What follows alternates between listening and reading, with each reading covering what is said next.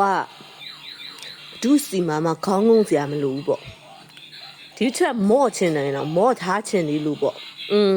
တန်းမော်တင်ပလိုက်တာညလုံးကအဲ့လိုစောင်းပြီးနောက်ကိုစိုက်ကြည့်မယ်ဟုတ်ပြီသမီးလေးပြန်ကြည့်လေးကြည့်မယ်ရပြီ best shot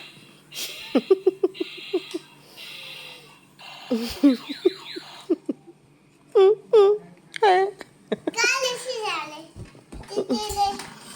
မောင်လေးရတယ်ဟာကြော်လေ တော့ဘိုက်ကိုကြောင်းမှာ စွာလိုက်တာစကားလည်းများလိုက်တာ ပါကွေးကားရဲ့ဒီကားဒီဟိုမှာအလှတရားလေးကိုရိုက်မလို့အလှတရားလေး